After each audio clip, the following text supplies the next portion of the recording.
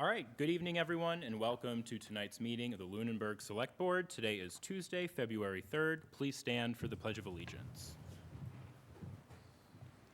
I pledge allegiance to the flag of the United States of America and to the republic for which it stands, one nation, under God, indivisible, with liberty and justice for all. In accordance with the requirements of the open meeting law, please be advised that this meeting is being recorded and broadcast live over the Lunenburg Public Access channel, on Facebook Live on the Public Access Facebook page, and will be uploaded to the Lunenburg Access YouTube channel after the meeting. The agenda lists all the topics which may be discussed at the meeting and are those reasonably anticipated by the chair. Votes may be taken as a result of these discussions. Not all items listed may in fact be discussed, and other items not listed may also be brought up for discussion to the extent permitted by the open meeting law. We're going to begin tonight with announcements, and I have a couple. The Citizens Party Caucus will be held on Monday, March 9th at 7 p.m. at the Middle High School Auditorium. So attending the caucus and being nominated for an elected position and voted for at the caucus is one of the ways to get on the ballot, probably the easiest. The other way is to have to collect signatures. So if you have any interest in serving on one of our elected boards in town, I encourage you to attend, run, get nominated. For a list of all of the vacancies, you can go on the town website or Facebook page. Dog licenses are due by April 1st, so if you haven't submitted those to the town clerk, make sure that you do that. Licenses will be available at the town clerk's office and online in the next couple of weeks. There's going to be a forum on the 2025 school budget variance tomorrow at 4 p.m. hosted by the school committee at the Lunenburg Adult Activity Center. So if you want to learn what happened with the FY25 school budget closeout or you have questions about it, I encourage you to attend. And there will also be a public presentation and Q&A session held by the fire chief about the fourth shift proposal for the fire department, also at the Lunenburg Adult Activity Center on February 24th at 5 p.m. So if you're interested in learning about why the department needs a fourth shift or you have questions about it, please attend that event. It will be recorded by PAC as well. All right. Moving on to public comment. Is there any public comment? Not seeing anyone in the room. Any public comment on Zoom? Not seeing any. All right, so we're going to move down to scheduled meetings, and the first on the agenda tonight is a presentation of commendation to School Resource Officer Bradley McNamara for his ongoing cryptocurrency fraud investigation and recovery of more than $100,000. So it's going to be presented by the Chief of Police, so I'll invite Chief Thibodeau up.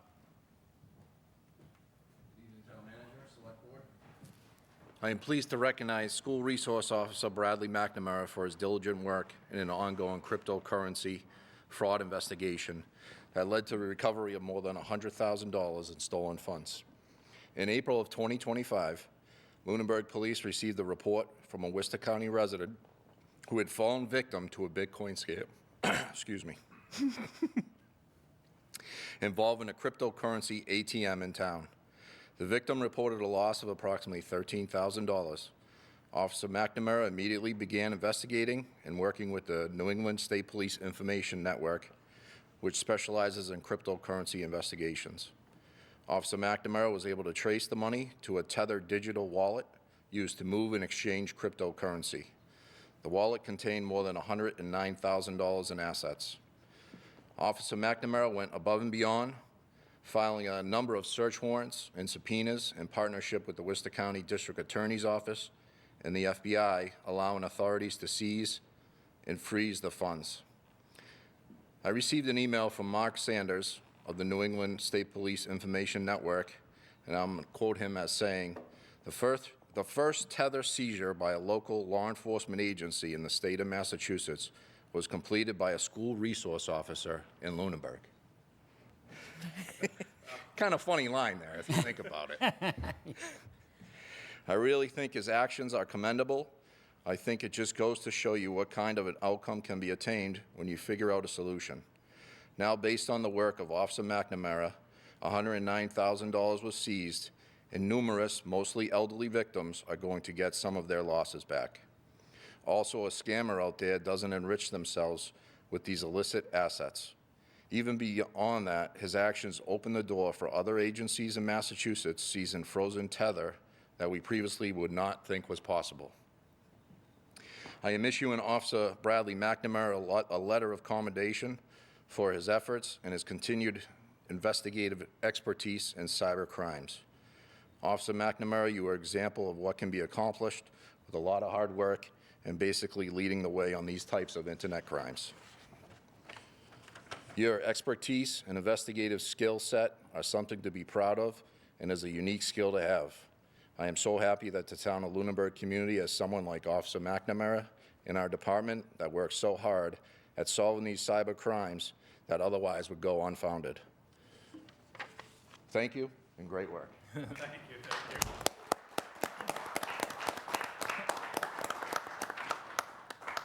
Say a few words?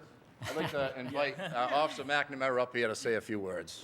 So, listen, I would be remiss if I didn't thank the chief, because when he was a lieutenant, he had the foresight to realize that the new and up-and-coming thing were cyber crimes. He approached me and said, you should start going to this, and he's the one that supported it. If we didn't have a, well, then lieutenant, now chief, who supported these type of things, we wouldn't be in this boat. I get calls from people all over the state and sometimes, from other parts of the country on some of this stuff. And if it wasn't for the chief and starting us down this road, we wouldn't be here. These types of investigations, these crimes, you're more likely to be affected than any other type of crime. You, your family members, or something else. So if we can offer the residents of this town that service, that's something that's unheard of. And the chiefs brought in federal partners, and we have resources now, and I can confidently say that you're better off in Lunenburg than you are in anywhere in North County. And it's all due to the chief bringing in the resources we have and trusting the people in the department to just go out there and do what they need to do and get the job done. So that's all I got to say. Well, congratulations on being the school resource officer that cracked the first tether-related case in the Commonwealth. Truly great work. I mean, this is a really incredible case. I'm assuming that a lot of people with these crypto-related fraud cases just assume that they're never going to see their money again. If they're a victim, and if they're a perpetrator, that they're just going to get away with it. These perpetrators were in India. So Okay, we I was basically, curious, yeah. Yeah, they were in India. So we took this back from the Steelers in India. But the truth of the matter is, not a lot of people understand this, right? So it's not a fault of the people who get scammed or the police department. If you come into a police department and say a Bitcoin ATM, most guys are like, what are you talking about? I can't do anything with that. But there is things to do. You just have to know the right people and be willing to pick up the phone and say, hey, I need help. Right. So. And I was also reading that a lot of seniors are falling for crypto-related scams, which kind of challenged my assumptions about cryptocurrency. But No, because what they'll do is we had a woman who clicked a link, a paid ad on Facebook, right? It was for Princess Diana. So she got a Princess Diana. She was going to look at a pop-up. Then she got a pop-up. And it said, oh, this is Microsoft, right? So she clicked that, and then the next day, they called and they pretended to be the FBI, and they said they found child sexual abuse material on her computer, and if they would clean it off for such amount of Bitcoin. And if she didn't pay, or she went to the local police, they wouldn't understand and they'd arrest her. So she was nervous, and thank God that we built the partnership with the people at Tasco's, because that's the only one in town. They called us. They called us and said, hey, there's an elderly person, and we were able to track them down. They went so far as to the workers shut off the breaker so the woman couldn't continue to be scammed. And I found her in Fitchburg, and she was shaking when I locked up the door because she was on the phone with a scammer, and she thought I was there to arrest her. And we fixed it, and we brought her back, and we let her know that that wasn't the case. But that's how they get these people. And they trick them when they're not thinking, and then they just play on emotions. yeah, well, I mean, a lot of these scams are really shocking. I mean, I get calls by people impersonating, Social Security and Medicare all the time, and it's just really unfortunate that people fall for this. And If you throw out 100 a day across the country, and you get one person, you scam 10 grand off of them. That's more you made more in one day than I made in 1 month, when you really think about it. So they sit in call centers, and this is all they do all day long. Yeah. Well, great work, Officer Thank you. McNamara. Obviously, this reflects very positive on you and the department, but I think the case is also really important because it communicates to the public that you can potentially get your money back with these types of scams. So, If you have a problem, come see us. We'll figure it out, and if we can't do it, we'll tell you can't do it. We're not going to brush it off. right. All right. Thank you. Thank you and congratulations. Thank you. And, Thank you. To both of you. And truly, not anyone can take that training and thrive with it. It does take a knack and a special skill, and clearly you have it, and we appreciate you sharing that with the community. Thank you. Thank you. Ready to go right into Officer Brock? Yep, go right ahead. All right. Officer Brock? Yes, sir. We're announcing the retirement of Officer Brock from his full-time position here at the Lunenburg Police Department. For those of you who don't know, Officer Brock has been with the Lunenburg Police Department since August of 2011. Officer Brock was hired first as a reserve officer in 2011 and as a full-time officer in 2013. Officer Brock attended the MPTC Boylston Police Academy, graduating in November of 2013. Before coming to the Lunenburg Police Department, Officer Brock served 22 distinguished years with the United States Marine Corps, retiring as a Master Sergeant. Officer Brock holds an associate's degree in criminal justice from Columbia Southern University. During John's 15 years at the Lunenburg Police Department, he's been a firearms instructor, department armorer, field training officer, and an Allison Alert instructor for school-related incidents. John has trained and guided all the new members of the department as the department's senior patrol officer and instructor. John is an honest, hardworking, and someone who is always willing to help. John has extremely strong work ethic and exceptional attendance record. Many times, John would work Christmas and other holidays for officers that had small children at the time so that they could spend the holidays with their family. That is John's true character, sacrifice, integrity, and teamwork. Although John is stepping down as a full-time officer, he will be staying on as a reserve with Lunenburg. I would like to thank Officer Brock personally and on behalf of the Lunenburg Police Department for his 15 years of dedication, service, and sacrifices. As we look forward to Officer Brock continuing his law enforcement career in a reserve capacity with the Lunenburg Police Department. Thank you, John.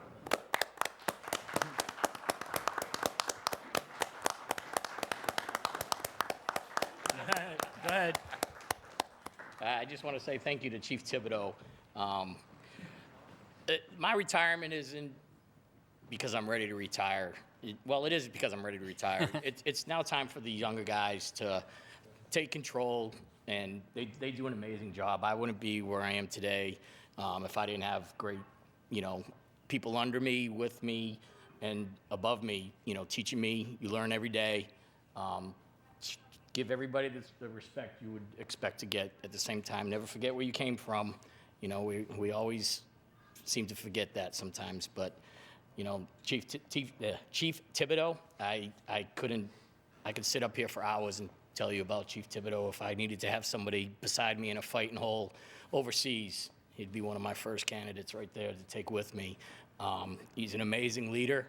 He's a great person.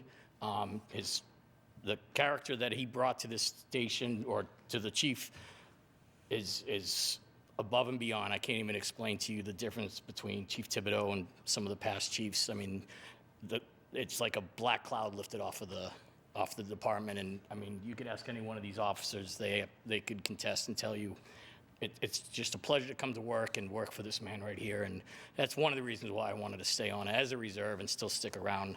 Not only a chief, but he's a friend. So, and same with everybody. Thank you very much. I greatly appreciate it. And I'm going to enjoy it. More time for hunting.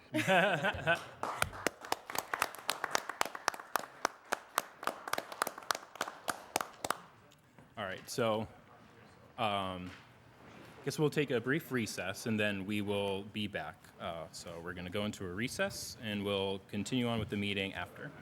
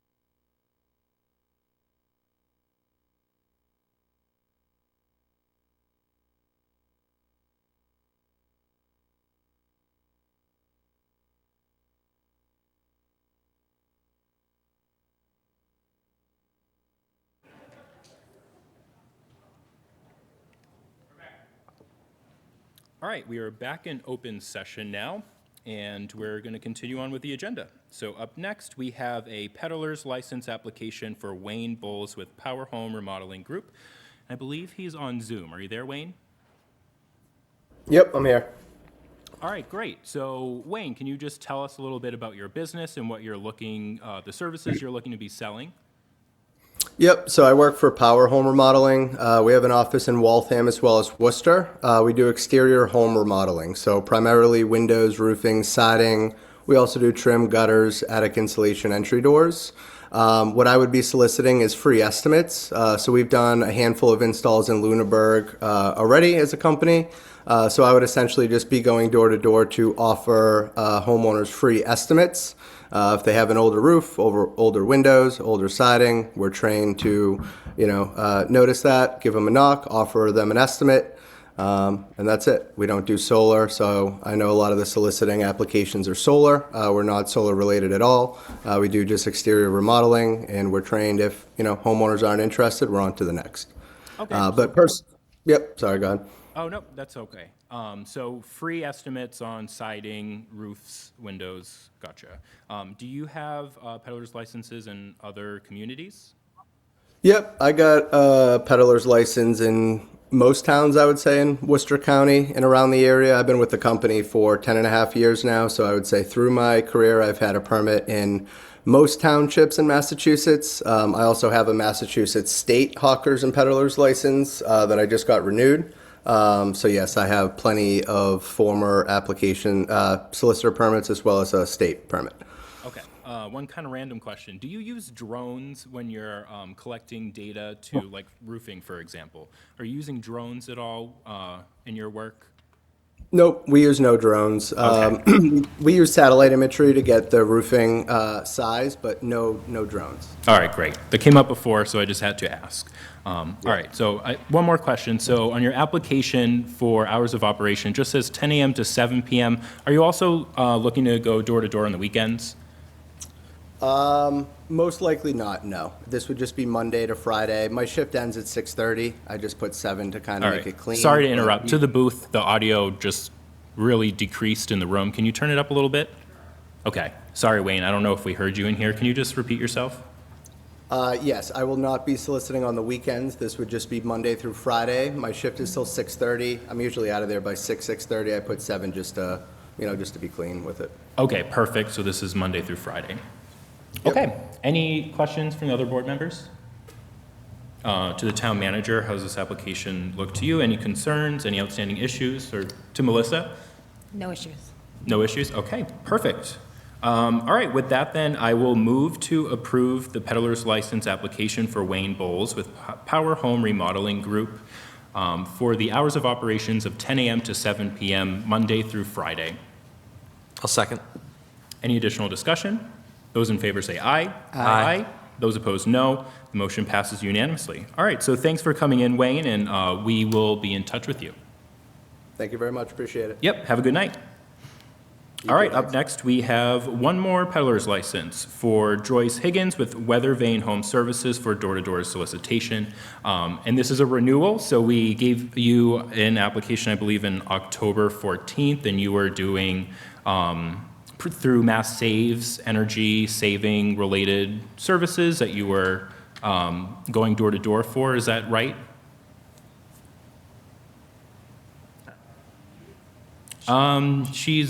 Are you there, Joyce?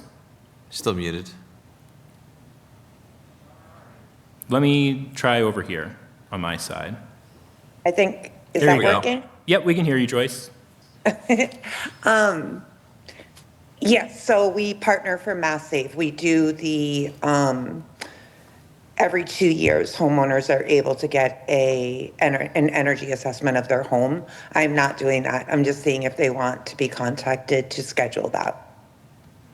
Great, okay. So you've been going door to door in Lunenburg since we gave you that license? Yeah. Yeah, I believe it expired December 31st, so I've been in Ashby and Townsend since then. I just wanted to renew the Lunenburg one. Gotcha, okay. I have no issues with this at all. Any questions from other board members? No. Okay, well, with that, I will move to approve the license application for Joyce Higgins with Weather Vane Home Services for door-to-door solicitation. Second? Any additional discussion? Those in favor say aye. Aye. Those opposed, no. The motion passes unanimously. All right, so thanks for calling in tonight, Joyce, and the office will be in touch with you. Thank you so much. Yep, have a good night. You as well. Okay, appointments, ratifications, and resignations. So we just acknowledged the retirement of Police Officer Jonathan Brock, effective February 2nd, 2026, and also his appointment as a reserve officer. And that was it for appointments. So on to Town Manager report. Thank you, Mr. Chairman. I have somewhat of a lengthy and dense town manager's report tonight, so I appreciate your indulgences. So the first item is the FY 2027 budget preparation. We had some conversations about this at the tri-board meeting, but I wanted to share it more broadly to the public. So Karen Barrett officially joined the town as Finance Director, Town Accountant last Tuesday, January 27th. And she has jumped right into the role, taking over the responsibilities of the day-to-day operations, and has also begun to work with me on the FY27 budget. As you know, the FY27 budget cycle will be difficult under any circumstances. As discussed at the last meeting of the tri-board, some of the major cost drivers, health insurance, retirement assessment, school transportation, exceed the revenue growth. Absent service reductions, an override is likely required. This reality requires the presentation of clear and accurate information to stakeholder groups such as the Select Board, Finance Committee, and School Committee, and most importantly, the public. While FY27 budget preparations are underway, we are still managing the departmental transition and the FY25 closeout. We are working diligently to establish a baseline and confirming a level service budget. This next part is the most important. Although there is understandable interest and desire in receiving preliminary FY27 information as early as possible to support discussion and decision-making, that timeline must be balanced against the need to ensure accuracy and the integrity of the data. So that's to say that based on what we heard last week at the tri-board meeting, a lot of folks are saying, what is the override number? What are we talking about? We have to get there, and we have to get there with a level of accuracy. And so it's just going to take some time. So let's transition now to the FY25 closeout. So the town of Lunenburg has not submitted the Schedule A and accompanying balance sheet for the fiscal year 2025 to the Department of Revenue's Division of Local Services. The Schedule A is due by November 30th of each year and is a year-end statement of revenues and other financing sources, expenditures and uses, changes in fund balances, balance sheet submittals, and other information. Failure to submit the Schedule A by November 30th may result in the Department of Revenue withholding local aid distribution to the community. That becomes more real as time moves along. So the town has now received notification from the Division of Local Services that communities who have not submitted their Schedule A by February 13th will begin to have local aid withheld. I began to communicate with DLS regarding the town's position on January 20th, and on January 26th, after consultation with Karen Brochu, requested an official extension of the February 13th deadline. I have not received a response to that request, but do have a call out to DLS to follow up. It should be noted that last year, the Schedule A was submitted on February 4th, 2025. In addition to the potential impact on local aid, free cash has not been certified. This has a direct impact to planning for town meeting in terms of funding the capital plan, reserve transfers, snow and ice deficit, and the like. With Karen Barrett now officially in as Finance Director for the town, Karen Brochu can focus, too many Karens with a B. Karen Brochu can focus solely on the FY25 closeout as opposed to the day-to-day. I have asked Ms. Brochu to provide an update regarding the FY25 to close out to share with the board. The full attachment is attached to the town manager's report, but from that, as far as status, Ms. Brochu has reconciled what is known to as the due to and due from accounts. Not all towns use this, but they're used for tracking expenditures in the enterprise, student activity, and trust fund accounts. In this process, she encountered errors such as one-sided entries, entries for the wrong amount, and transposed numbers. With that process now completed, she is reconciling the warrants payable amounts posted to each account at year end. In this process, she has noted several errors, including payments that were originally entered as accounts payable checks that should have only been adjustments to expenditure accounts, adjustments posted for the incorrect amounts, etc. After this step is complete, Ms. Brochu will turn to reconciling cash and receivables. She states that it appears that this process has not been completed since the close of 2024. Reconciling cash should be done every single month. Lastly, she will need to verify encumbrances and show activities on the funds in the current fiscal year. She cannot state with any level of certainty whether or not, if we are granted an extension through the end of February, whether that will be sufficient. She said that this is taking an incredible amount of time to go through each and every account and make manual changes as she encounters a large amount of errors. Turning to the FY27 capital plan. A preliminary capital plan was delivered to the Select Board and Finance Committee on February 1st in accordance with the charter. That was in order to meet the intent and timing requirements of the charter, but without having free cash was quite preliminary in nature and was developed based on a conservative free cash estimate. Once free cash is certified, I anticipate there will be additional meetings of the Capital Planning Committee and that there will be changes. Folks who have opened the capital plan will likely be disappointed with what they see there, that we were not able to fund a substantial amount of projects. And there are two rather large high-ticket projects pulling much of the funding, namely the Flat Hill Road Bridge and the public safety roof. But I do think that until we have free cash certified, we shouldn't be talking about the totality of the capital plan because I do think that more projects are going to come into it once we have free cash certified. Snow and ice deficit spending. The town is officially in deficit. Now, this is normal. This is going to sound the worst of all of the news that I'm delivering, but this one is actually normal. So the town is officially in deficit spending for snow and ice. As of Friday, January 30th, there had been 18 snow events. The snow and ice budget total is $355,571.39. To date, $523,418.07, or 147.2% of the budget has been expended. Under Massachusetts law, this is one of the few areas where a community can deficit spend, provided that the snow and ice budget is equal to or greater than the prior year appropriation, which it is. So I'm reporting this, but this is the one thing that is normal. Although I do think we're going to have quite a high deficit this year, just with the number of snow events that we've had, and it's only February 2nd or 3rd. Stormwater utility. The DPW director and Stormwater Task Force have been exploring a stormwater utility for Lunenburg, and they are beginning to present that work publicly. This week, on Thursday, at the February 5th, 2026 meeting of the Finance Committee, they will be presenting the budget for the utility.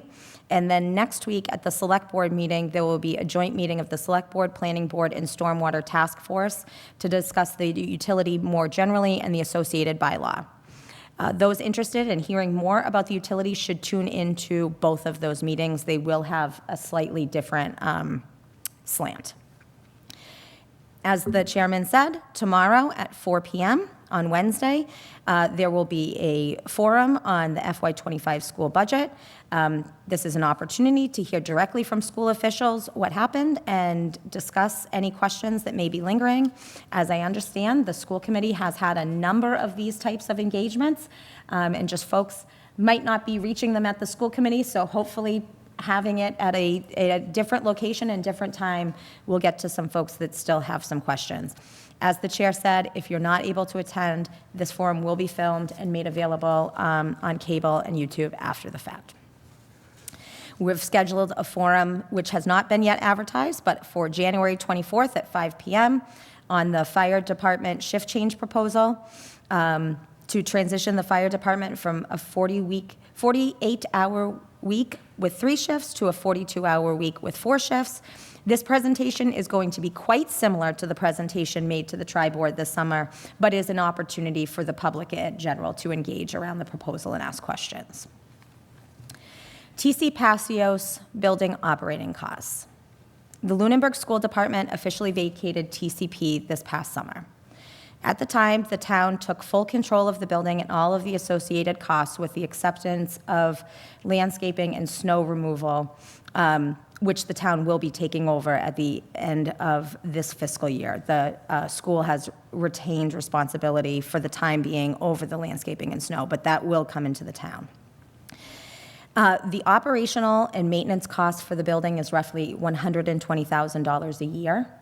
In addition to these operating costs, we do not have the same revenues from the building, as the extended day program is no longer renting space to offset those costs. With the school department moving out of the building, the facilities department began the process of decommissioning roughly 50% of the building, and it was anticipated that there would be an associated roughly 50% decrease in energy-specific costs around heating. However, these results have not been realized. As an example, since the partial decommissioning, we've seen a 20 to 22% in gas usage, not the 50% that we had hoped. In response to hearing these figures, I asked the facilities director to prepare a memo for me on the operating costs of the building. You do have that full memo attached to this town manager's report. Based on that memo, I have started to reach out to the users of the TCP building to begin to discuss the concerns around the long-term sustainability of operating TCP. Meetings have been scheduled with users to begin to engage around the potential wind down of the remaining building operations, and those meetings are occurring this week and next. So I know that there's probably going to be a lot of reactions to this conversation, but we wanted to start this conversation with as much time as possible and just see where different user groups may be on the matter. Some are already indicating that it'll have no impact. Well, we know others will have substantial impact to their operations. Okay, I have some good news now. I'm switching. We've applied for MassDOT Community Culvert Grant. Bill Bernard submitted an application in the amount of $150,000 to support the design phase of the Goodrich Street culvert over Easterbrook. Goodrich Street is an important east-west corridor that links Lunenburg to surrounding communities and provides access between a number of different sectors of town. And if this corridor is compromised, it would require a 5.25-mile detour, which is pretty substantial. So this is for design funds. Hopefully, we'll be successful, and then we would be shovel-ready after that fact. Lastly, I want to clarify a statement that I made at the January 27th Tri-Board meeting. At the January 27th meeting of the Tri-Board, I made a statement concerning a community where a fire department was facing layoffs and folks were losing their homeowners insurance. To clarify, my remarks were about the town of Dudley. Dudley underwent multiple failed override attempts in 2023. During that time, the department lost both call and career staff, and as a result, the department was temporarily taken off area run cards. Ultimately, the override passed and statements and services were restored. However, I would like to correct an inaccuracy in my original statement. I stated that, quote, folks were losing their homeowners insurance. Rather, it's that staffing levels can influence a community's ISO rating, insurance services offices rating. Staffing is a key element in that rating, and the ISO rating may impact the rates that homeowners pay for their insurance. It's an impact on rates. So to clarify that. Recruitment, we still have recruitments for the staff librarian, payroll and benefits, outreach coordinator, rec director, and dietary aide. On appointed boards, we have vacancies on the Agricultural Commission, the Architectural Preservation District Commission, the Cultural Council, Green Communities, Historical Commission, Parks Commission, Personnel Board, PAC, ZBA, and representative to the First Middlesex Small Town Collaborative. On elected boards, we have vacancies on the Planning Board, Sewer Commission, Trust Fund Commission, and School Committee. All right. Thank you very much, Madam Town Manager.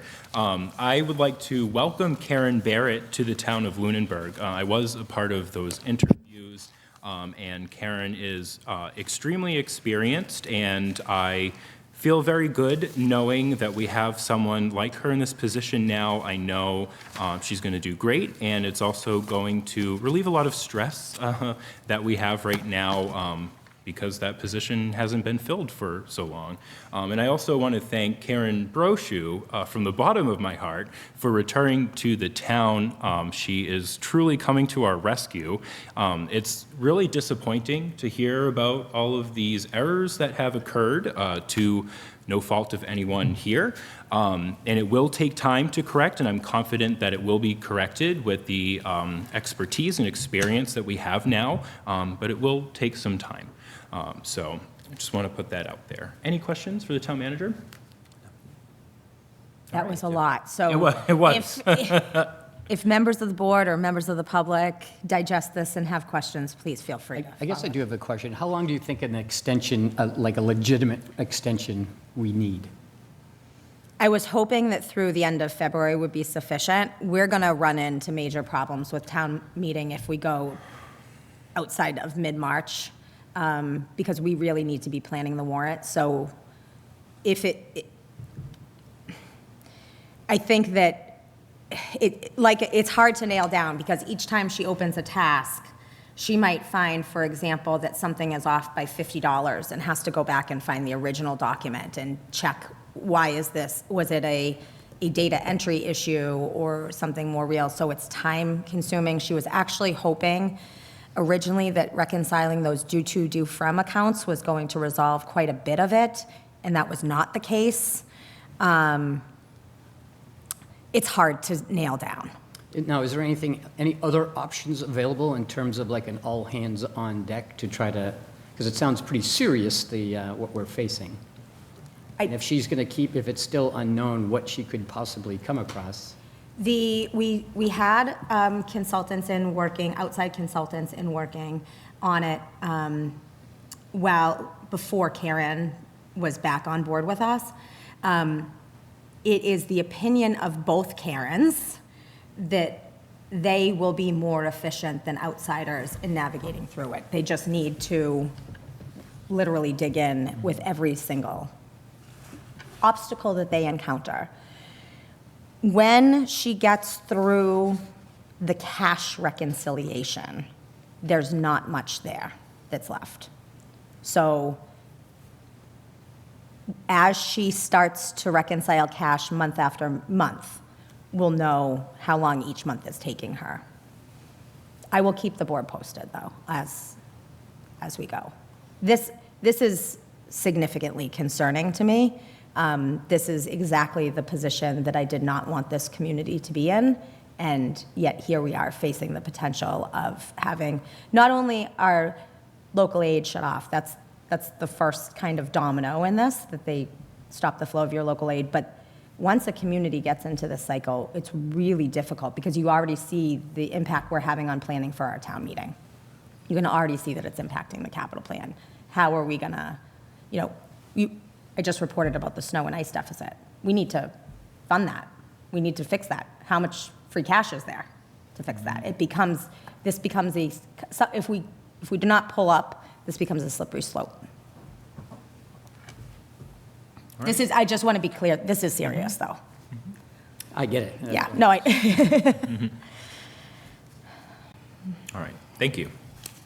Moving on to new business. So first, we have a vote on continued representation by attorney Mark L. Terry, formerly of Merrick, O'Connell, O'Malley, and Lugie LLP, Luge, I don't know how to say that, now of Stoneman, Chandler, and Miller LLP.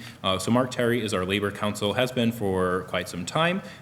decades. Yeah. My personal opinion, having interacted with him a couple times, is that he is terrific. And because he is with a new firm, we basically have the decision whether we're going to continue working with him with his new firm, or we're going to work with someone else. Of course, I am strongly in favor of continuing to work with Attorney Terry. I think he's fantastic. I think the town has been very well served by him. So we just have to vote on whether or not we're going to continue our representation with Attorney Terry with his new firm. I know the answer to this question, but are you comfortable with that? Thank you for asking. So Attorney Terry, like the chairman said, has decades worth of experience in Lunenburg. When he comes in to a negotiation room, he knows the story, not just of what happened in the last contract, but what happened in 4 contracts ago. It's extremely beneficial to the town. When Mark had called to say that he was leaving his current firm, I immediately panicked because I didn't think that there was an opportunity for us potentially until he continued speaking and the panic stopped to go with him.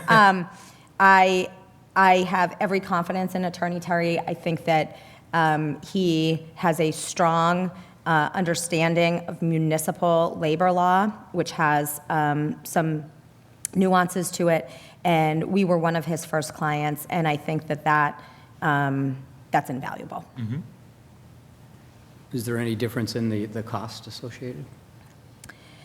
It is thought that this will be a cost savings overall in the long run to communities because the firm that he is going to is more public sector focused, where the firm that he's at has a very large private sector focus, which sometimes can drive the cost, but we don't have hourly rates.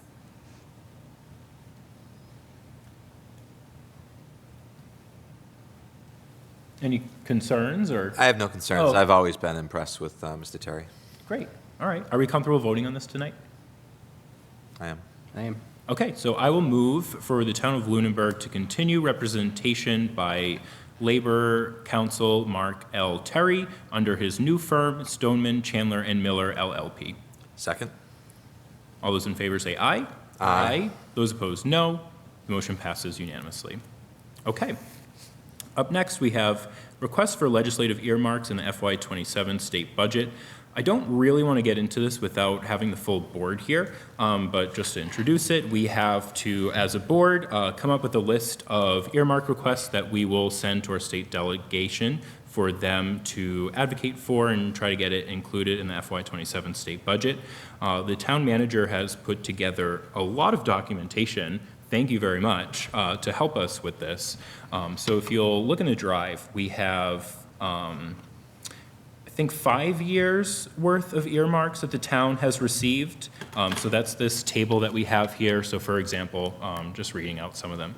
For FY26, in the amount of $30,000 went to the schools for guidance counseling, mental health, and special education services.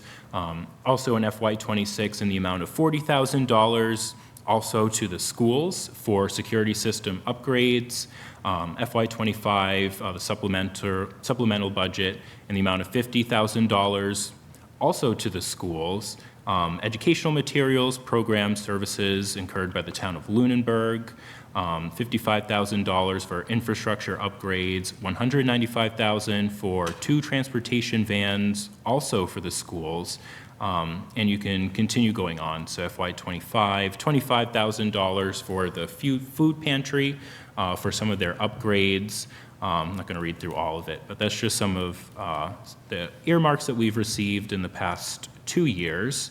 And then if you scroll down even more, you'll see by category some example earmarks from all sorts of communities. And this can kind of help us with the process as we think of things that we should request to fund. So there's certain areas of the budget, these are all from the FY26 state budget. There's certain areas of the state budget that tend to have more earmarks in them than others. So this is not a comprehensive listing of every local earmark that was allocated for towns, but these are some of the more common ones. And so what I thought would be helpful for the board to see was not only the typical monetary amounts that are funded, but the types of phraseology that is used and the types of requests that towns put in. Yeah, it was actually really helpful, especially when you broke it down by the category here. So the first is like fire department, a lot of money going to fire department. Second is public service, public safety more broadly. And then the third one, I guess it's kind of like a catch-all, right? It was, economic development. Local economic development, that can be all sorts of things. So really like public safety seems to be like the 2 largest categories here where, you know, some of the money's going towards. So, you know, look through this, start thinking about what we would like to include. Like I said, I want to have this discussion with the full board here.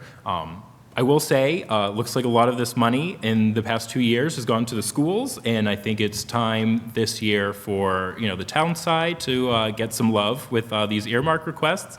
That is where I'm at. So I think we can continue this conversation with the full board next week, so.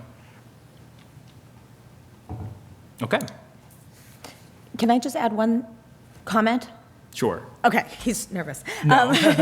So I think that board members should just be mindful as we request earmarks that this might be a difficult budget year for the state as well. as the town. And so there may not be as much money to expend, so we don't want to be coming in too high with our requests because they may just be, we don't want to be too low either, but we don't want to come in too high. So from my experience, it does sound like a lot of times the legislators are looking for a varied amounts of dollars. So maybe a project at different amounts. And I think that can help them as they see the availability, that they can pop those in there. And I think sometimes it is a sales pitch to the other legislators that it's for the schools, it's for the kids, or it's for the fire department or the police department. So I think it's making that request that also will get passed as well.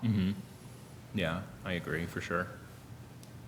Okay, any other discussion on this tonight, or do we want to pick this up next week and really Next week start getting sounds into good. it? Okay, great. Moving on to old business. So discuss warrant articles to be sponsored by the select board. So we've talked about a few already. There's Kids Kingdom. I believe the school committee wanted to introduce that too. Maybe we should do it as like a joint article. So I can reach out and see exactly what we want to do, or what they want to do for that. But I don't know if they want to change language to it. I don't know if it really makes sense, but we'll figure that out. And it also might make more sense as we start to figure out some designs maybe and understand exactly what that relocation would look like. Yeah, I think it would be good to have that back and forth and have an article that both committees can approve Yeah. and support. So we will get there. The other one, notice of town meeting. I am having a meeting with Mr. Franco, who just happened to join on Zoom. Very strange. What a coincidence. This week, so we'll work through some of the language on that and then bring it back to the board. 300th anniversary, so we have 2 warrant articles for that. So the multi-year allocation of $15,000. So thank you very much for putting together the language for that. So we do have the draft article for that. Thank you. And then the other one for the gift, right? The gift fund for donations and sale of merchandise. So we have that draft article as well. And let's see, what else is there? I think there's some more here that got dropped that I didn't see. These are Earlier ones today? starting to come in from, not from the select board, from other groups. Oh, okay, so this one's from PAC, I see. Okay, so we do have some other ones here too. We don't have to go over those right now since this is primarily for articles that the select board wants to sponsor. Any other articles that we want to sponsor, that we want to bring up tonight? No? No? No. Okay.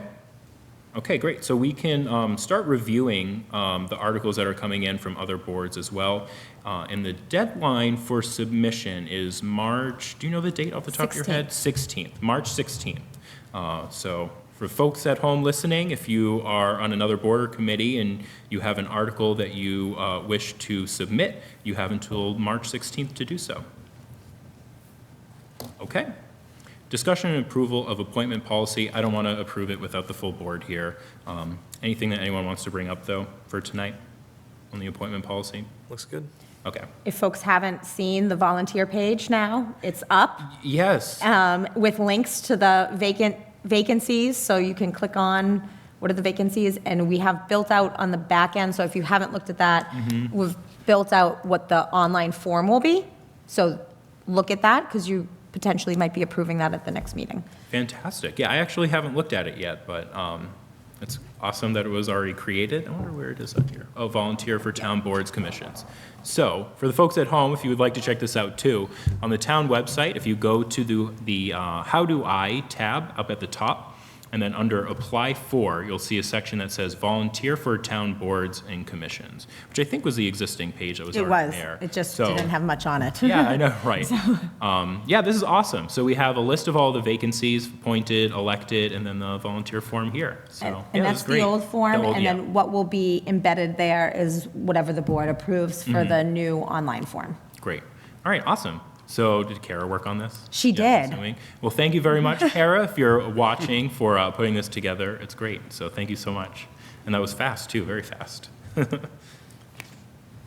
Okay. There was discussion about talking about the education and experience that they possess for each individual committee So they were checking off. check out in the meeting packet, there's like a PDF of what the online form that she's got it built out, it's not live.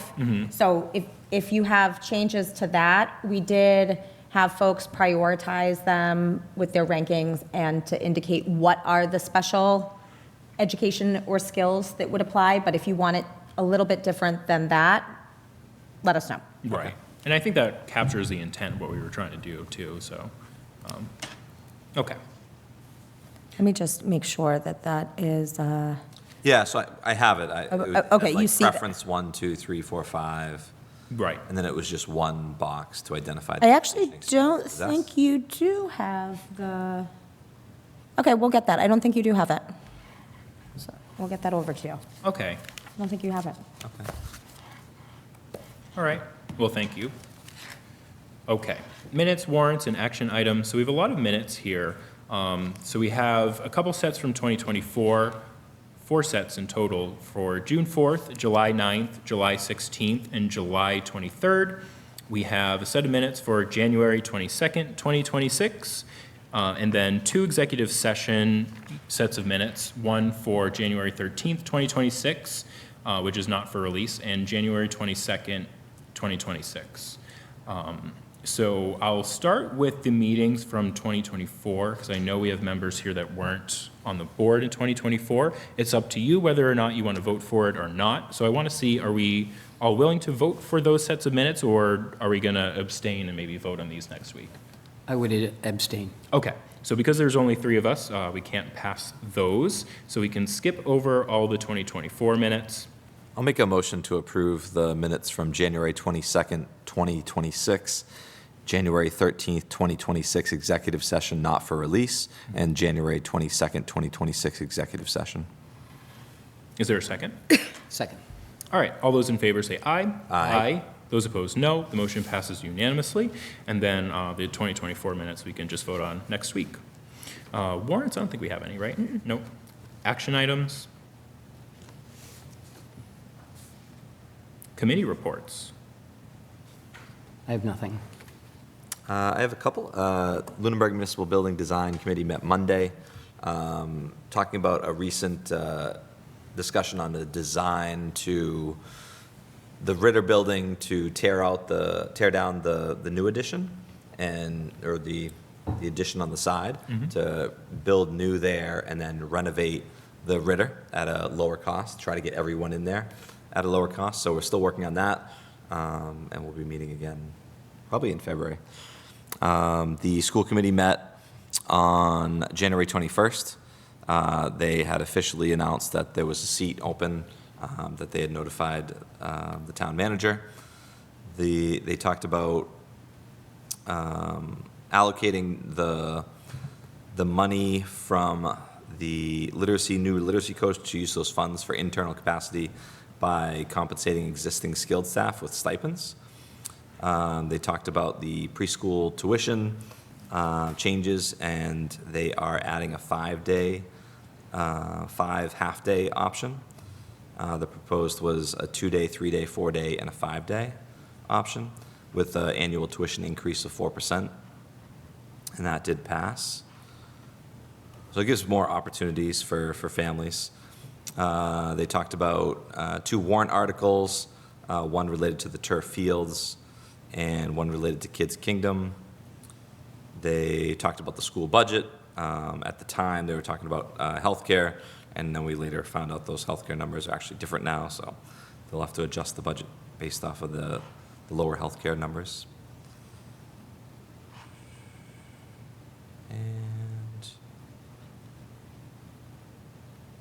They talked about the tri-board, and that was it. I don't have any committee reports tonight. We need to get a meeting of the bylaw review committee going because we do have quite a few people who want to come talk to us. So one of them is the open space committee.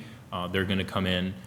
There are, I believe, 2 bylaws from the trust fund commission that we will be meeting with them about and reviewing. There's a couple other too. I know we need to discuss the Council on Aging bylaw a little bit. So there's a few things that we need to put on the agenda and have some people in to meet with. Capital Planning is going to meet next Wednesday, so that meeting's going to be posted. And I think that's it that I have. So a couple meetings that will be posted soon, but no committee reports for me tonight. All right, upcoming meetings. So the February 9th tri-board meeting, I believe, is going to need to be rescheduled. I know there was some conflicts with that date, so that might not happen. I don't know if you have any more up-to-date information than I have. Is that correct in saying that? I have one more person saying, yes, we should cancel it, but Okay. we are not confirmed for cancellation yet. Okay, so FYI, be on notice if you're on one of these 3 boards or committees that we might need to reschedule that one. And then the select board will have a meeting on February 10th. I will be away on the 17th. Okay. If we have a meeting. Okay. Vacation week. Yes. Yeah. Gotcha. All right, sounds good. Public comment. Any public comment from the public? No one in the room? Anyone on Zoom? Not seeing any. Any public comment from the town manager? I do, actually. Thank you. Okay. So tomorrow marks my 1-year anniversary Yes, with the town of that's Lunenburg. right. And so I just wanted to say thank you to the board publicly, and thank you to all of the other boards, committees, and commissions for welcoming me into Lunenburg. It has been a roller coaster of a ride, but roller coasters are fun. So I have really appreciated everybody that has shown through all of their efforts, just the willingness of this community to roll up their sleeves and to tackle problems through the volunteerism, the staff who is just so resilient in everything that they do, and I've really enjoyed my first year. So I just wanted to publicly thank everybody and mark that occasion. Yeah, of course, and congratulations on your 1-year work anniversary. It really has been fantastic working with you, and you have had such a big impact on this town. You are so dedicated, you are such a hard worker, you are incredible, and I'm so glad that I get to work with you, so congratulations. Congratulations. Thank you. Almost, not quite made it yet to the anniversary. Got 4 more hours. Yeah. Any public comment from the board? Okay. Is there a motion to adjourn? I'll make a motion to adjourn at 8 PM. Second. All those in favor say aye. Aye. I didn't vote aye for me as well. Those opposed, no. Motion passes unanimously. The select board is adjourned, and we will see you all next week. Have a good night. 8 o'clock. I don't think you could plan that if you tried.